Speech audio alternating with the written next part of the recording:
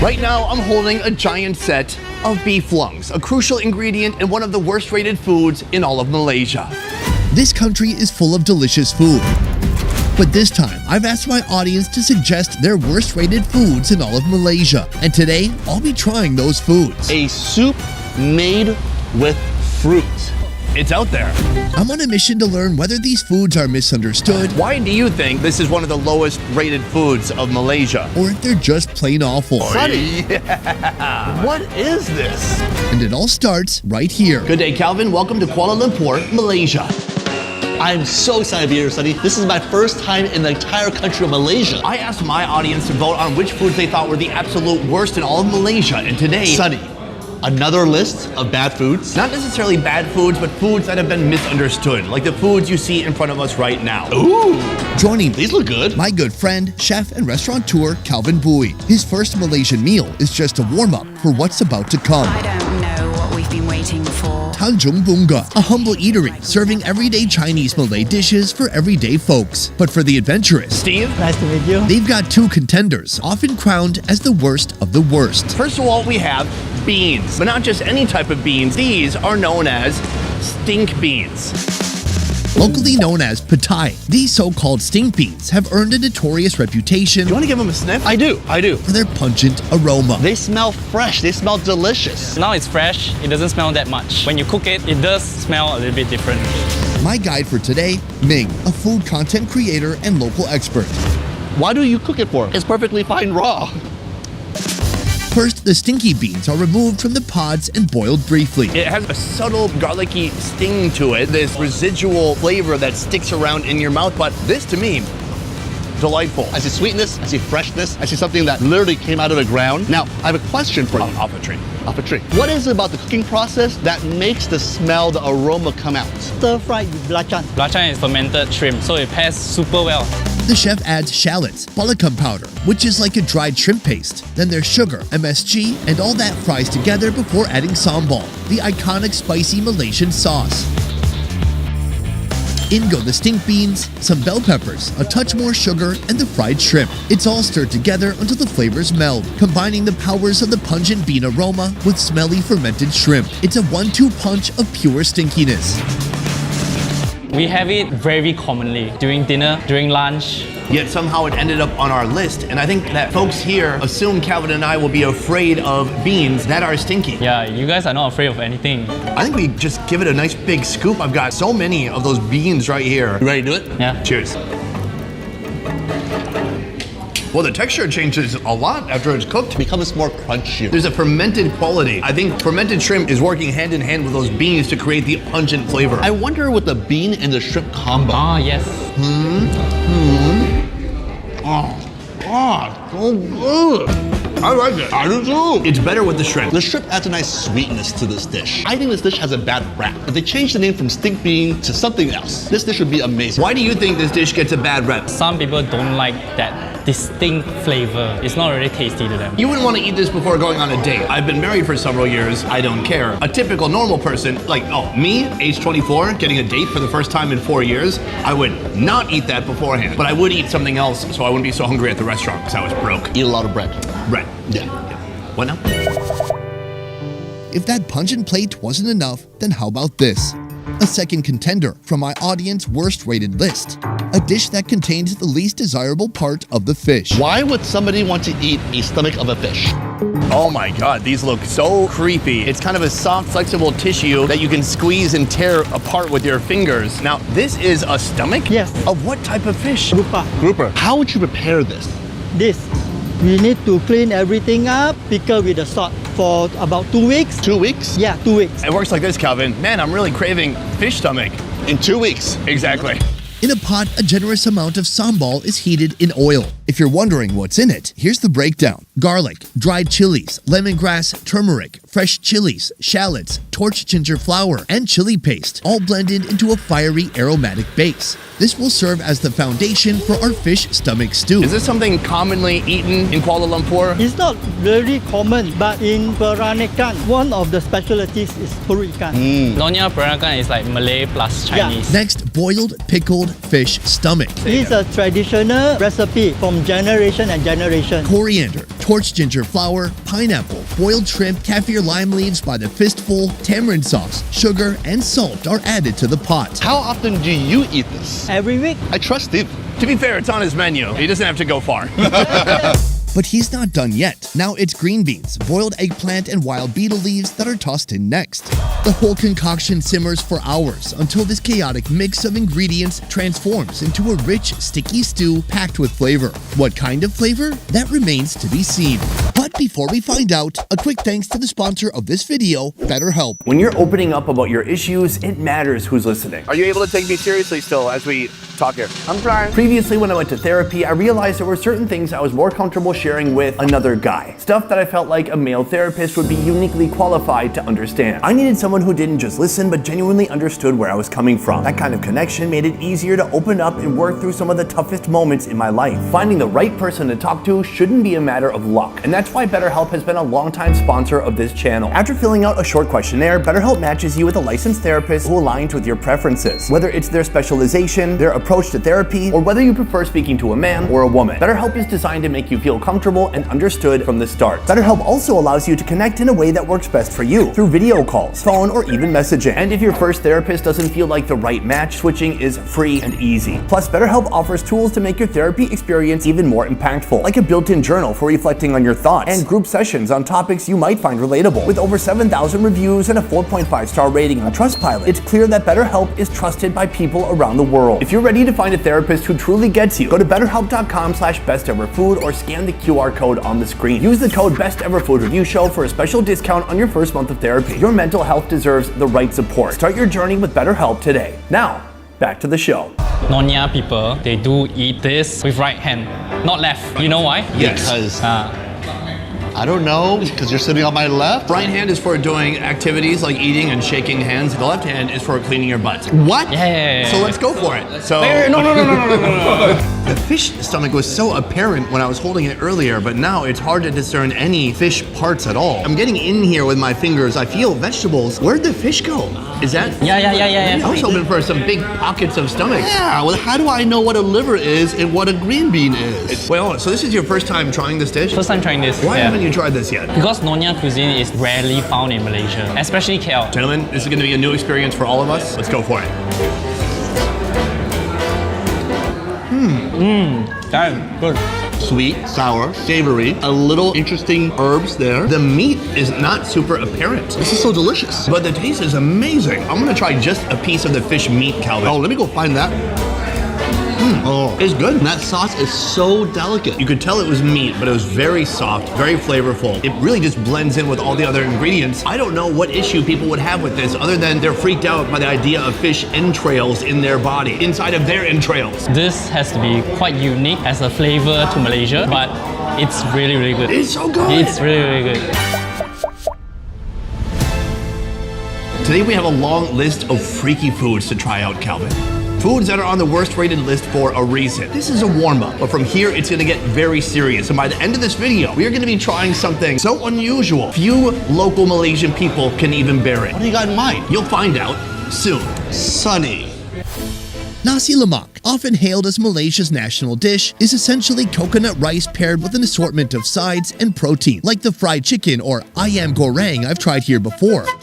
But at this restaurant, Ma'am, hello. Hello. the coconut rice is served with something much less familiar. It looks like one of your main meat options here is this. An alien? This is a big, beautiful set of beef lungs. This is the wind tube right here. You take a deep breath, it goes down this, and then the air gets dispersed through these two lungs. There's villi inside that absorb the oxygen, and then you blow out the carbon dioxide. How do you know so much? Also, it makes a great dish, apparently. This is considered an organ. Yeah. I'm gonna go with this one. You got anything else? No. First, an entire set of beef lungs are thoroughly boiled in a large wok. What you're seeing right now is a deflated lung. For example, I went to Uzbekistan and they filled the sheep lungs full of milk and they expanded to twice the size. So this is an empty lung. It just feels like rubber. It doesn't feel like anything real. Once cooked, it's sliced into bite-sized pieces. That's a great point because a lot of people around the world, they discard this part of the animal. But here, people appreciate it. For seasoning, The beef lungs are mixed with chopped lemongrass, a secret spice blend, sugar, MSG, and salt. Then it's fried to crispy perfection. Why? Why do you appreciate the lungs, but some people don't? Bila dia letak dengan spice semua, dia goreng. When it's marinated with a lot of spices, it'll be very crispy, chewy, and very delicious to eat. Now comes the assembly. A base of fragrant coconut rice is plated alongside boiled water spinach, half a boiled egg, cucumber slices, some fried peanuts, the deep-fried beef lungs, and of course, a generous spoonful of sambal to bring it all together. How long have you had this restaurant? 30 years. Family's business, yeah. Started by my grandpa, and then my father, and then me. The food we're gonna be eating today, is that from generations ago? Yes, from generation. This lung has undergone quite a transformation. Should we just give it a shot? Cheers. Oh. Dude, way crunchier than I expected. There's layers of flavor. It's crunchy, then it's spongy. It soaks up all that flavor so well. I have this before, the sambal version, but this one's so much better. It's crazy good. It's really good. The question arises, why do people vote this as one of the worst dishes here in Malaysia? I think it's because people don't like intestines and whatsoever that's organ-based. You're not just talking about outsiders, you're talking about Malaysian people. Yes, Malaysian people as well. I think most people don't like it because they never tried it. That's a good point. And I feel like that's been a theme in this series so far. People not liking foods because they're intimidated by them, but they've never actually tried the food. But as far as I can see, this is delicious. When you mix it with the other ingredients, it gets even better. With the rice, the sambal, the peanuts. I will come back here again. And you, as a local, you've had it before, but it's your first time having it this way. I love it. It's recommended. There you go. What else do you need to hear? Myth busted.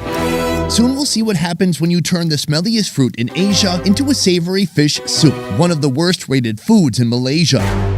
But next, we're after one more prized organ, a strange protein that when eaten is said to give women super baby-making abilities. So what is it? Sir, very exciting to meet you. Very happy to be here. Tung Lang Sang restaurant, not the one next door, is dishing up a dining option with an ingredient Sonny, what is this? most have never dreamed of tasting. That, my friend, is a fallopian tube. Sorry, Tom. The owner, Mr. Tong, tells us more. Where do you even get a fallopian tube? 卖猪肉的人买的咯。 From the pig farmers.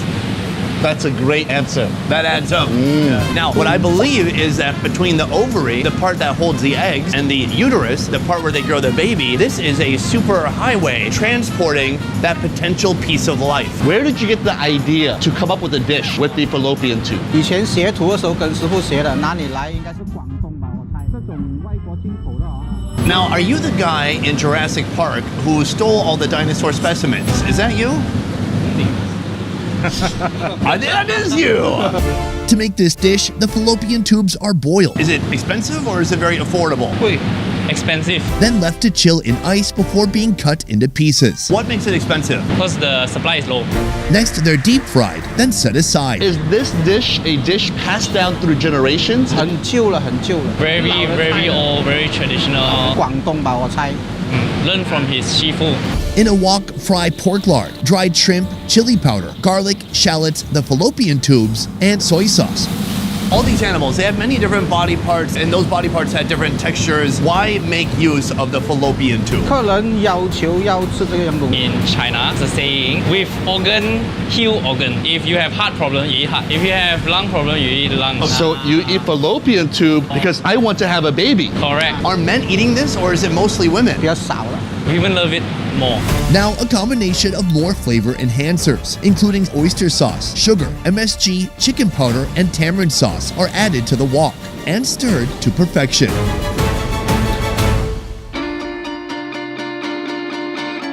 Gentlemen, white rice, fallopian tubes. Is there anything else you need in life? Calvin, take a look. You can't really see it from all the way over. Okay, let me help you with that. There we go. And coming your way. Here we go. And Calvin, take a look at that. Wow!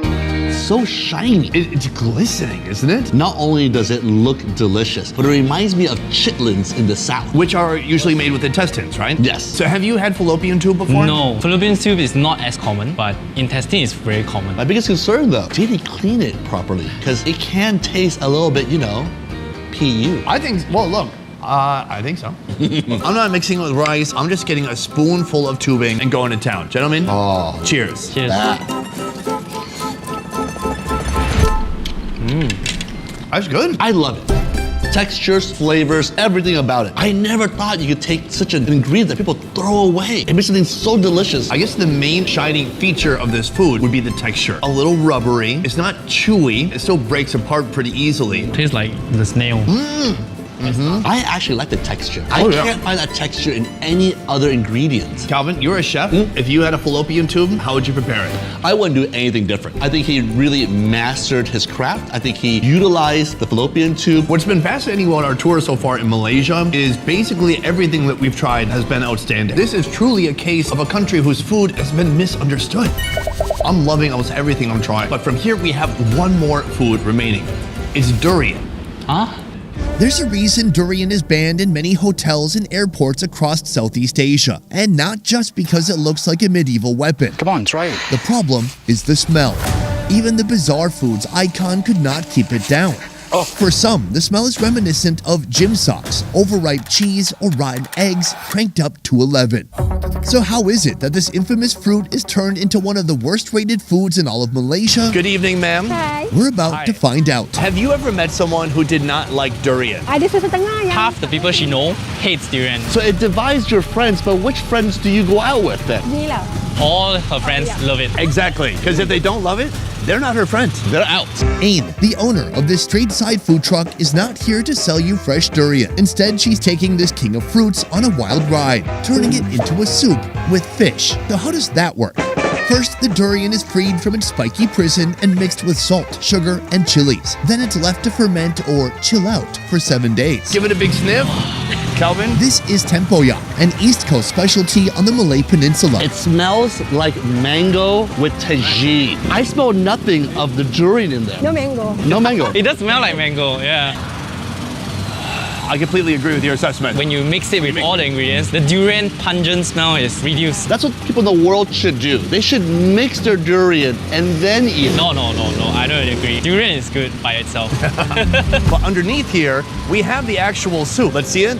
Whoa! In this big pot of soup, the durian mixture is cooked with more chilies, turmeric, lemongrass, salt, and big chunks of catfish. The smell is so fruity. What does the durian add to the soup? Durian ni bila kita dah saya The akan durian contributes the creamy texture and sweet and sour. Is this ready to eat? It's ready. If that's ready, I'm ready. I'm ready. Are you ready? yeah, ready? Then we're ready. There's 3 parts. There's the head, there's the middle, and the tail. Which one you want?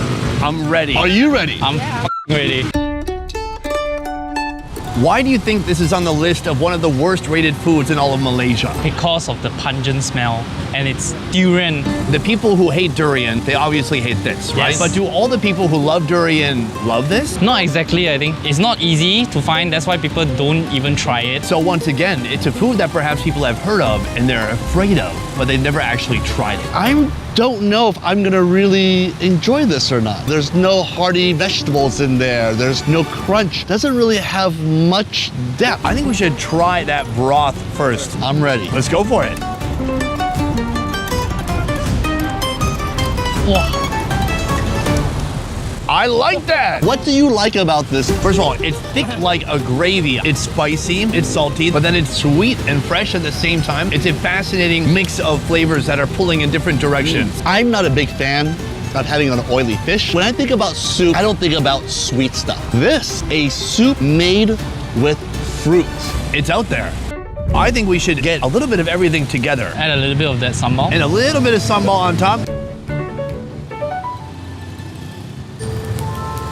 Fish with fruit. I don't know, dude. People put like a fruit salsa in a fish taco. They do. They do a roasted pineapple salsa. It's not so different from that, is it, Calvin? It is. It is completely different. It is super sweet. But what I will say is that the smell and aroma of durian is no longer there. And then, paired with a oily freshwater fish like catfish. The fish is harder for me to get around. Yes, big, heavy, oily. It's like Beauty and the Beast together on one spoon. That said, this is an epic meal. It is raining right now, but that's not going to stop me from finishing this entire fish, plus all the rice, and maybe getting another one too. Great, you do that. I'm going to go inside. Okay, bye.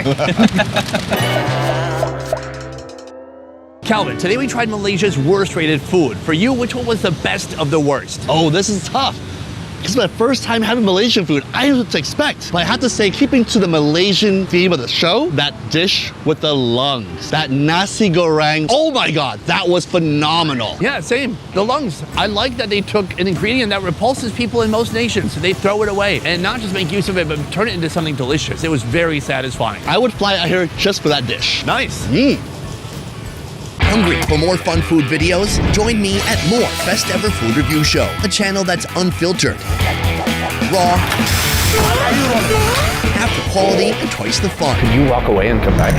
Okay. Oh, look, the server. Subscribe now and you probably won't regret it. I'm very happy to be here. This is my friend Calvin's very first time in Malaysia. Welcome. Thank you. Are you the mayor? No. I asked my audience to vote on which foods they thought were the absolute worst in all of Malaysia, and today we're gonna eat those foods. Sunny. More foods on that list. What? Sunny. Another list of bad foods. Calvin, you have to get another one, and we have to get a clean take of putting it in our mouth without you dropping it. You saw that? Yes. Does my wife have a fallopian tube? Yes. Hold on, how would you know? I'm asking this guy. Yes. Do I have a fallopian tube? You don't have. A lot of assumptions flying around this kitchen right now. I want to ask you right now, Steve, how would you describe Malaysian food in one word? Delicious. That's a good That's word. a good start. Okay. Now, how would you describe it in 4 words? Very delicious. Okay, that was 2. Keep going. Mix everything. Still is 2. Western, Malay, Indian, Chinese, fusion, everything. No, Now he you was went too doing. far. He had 4, and then he went to 5. Yes. I guess we're never gonna know what Malaysian food is like within 4 words. I know. High five.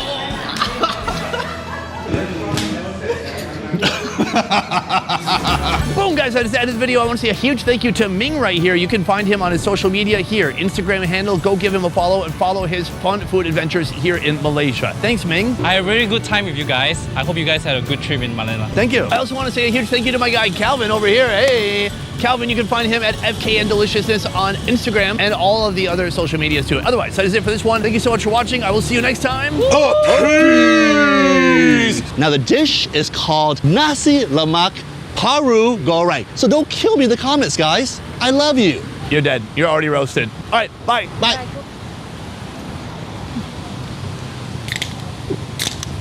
Cheers.